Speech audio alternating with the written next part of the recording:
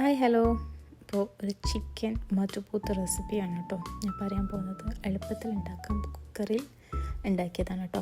അടിപൊളി ടേസ്റ്റാണ്, എല്ലാവരും ട്രൈ ചെയ്ത് നോക്കണം. അപ്പോൾ ഞാൻ എങ്ങനെ ഉണ്ടാക്കിയെന്ന് പറഞ്ഞു തരാം. അപ്പോൾ ഞാൻ ആദ്യം ഒരു പേസ്റ്റ് ഉണ്ടാക്കി വെച്ചു. തക്കാളിയും മല്ലിയിലയും അതിൻ്റെ കൂടെ പുതിനയും വെച്ചു ഞാനൊന്ന് പേസ്റ്റ് ഉണ്ടാക്കി ആദ്യം വെച്ചിരുന്നു. ഓക്കെ, പിന്നെ ആദ്യം എന്ത് ചെയ്തു, ഞാൻ ചിക്കൻ ഓൾറെഡി പിരക്കി, മുളക് പൊടി, മഞ്ഞൾപ്പൊടി, അതിലേക്ക് ചിക്കൻ മസാല, ഗരം മസാല, തൈര് പേസ്റ്റ്, ഇഞ്ചി വെളുത്തുള്ളി പേസ്റ്റെല്ലാം ഇട്ട് പെരക്കി വെച്ചതാട്ടോ. ഓൾറെഡി ഫസ്റ്റ് പെരക്കി വെച്ചാൽ നല്ലതാണ്. ഒരു കുക്കറിലേക്ക് മസാല ഐറ്റംസ് ഇടാം.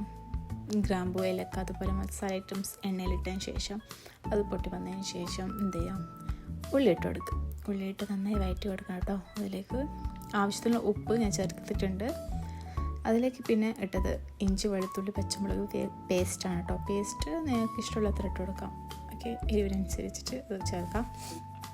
ഞാനിവിടെ പിന്നെ ലെമൺ ജ്യൂസും കൂടി ആഡ് ചെയ്യുന്നുണ്ട്. എന്നിട്ട് ആ ലെമൺ പിഴിഞ്ഞത് അതിലേക്ക് തന്നെ ഇട്ട് കൊടുത്തോട്ടോ, ഒരു ടേസ്റ്റ് കിട്ടുന്നുണ്ട്.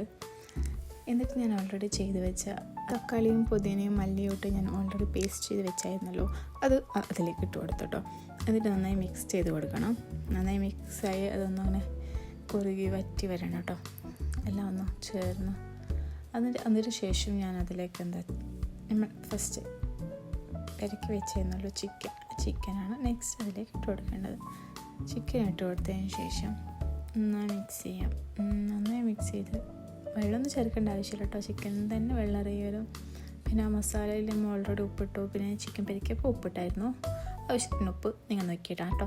അതിലേക്ക് മല്ലിയിലും പുതിനയിലും ഞാൻ ജസ്റ്റ് ഒന്ന് മീത്തൊക്കെ വെച്ച് കൊടുത്തിട്ടുണ്ട്. എന്നിട്ട് കുക്കറും കൂടി ഒരു വിസിലാകുമ്പോൾ അടിപൊളിയായിട്ട് മസാല റെഡിയാവും. അത് ഞാൻ കുറച്ച് ചിക്കൻ മാറ്റി വെച്ചു, എനിക്ക് ഫ്രൈ ചെയ്യാൻ വേണ്ടി.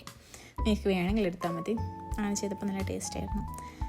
എന്നിട്ട് ഞാൻ അതിലേക്ക് ബസ്മതി റൈസാണ് ഇട്ടുന്നത് കേട്ടോ. ബസ്മതി റൈസ് ഞാൻ ഓൾറെഡി 1 hour കുതിർത്ത് വെച്ചതായിരുന്നു.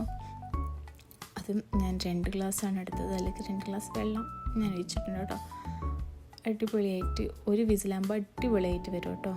എന്നിട്ട് ഒരു വിസിൽ മതി. അടിപൊളി ടേസ്റ്റാണ്, എളുപ്പത്തിൽ ഉണ്ടാക്കാൻ പറ്റും. നിങ്ങളൊന്ന് ട്രൈ ചെയ്ത് നോക്കണം. Okay, by.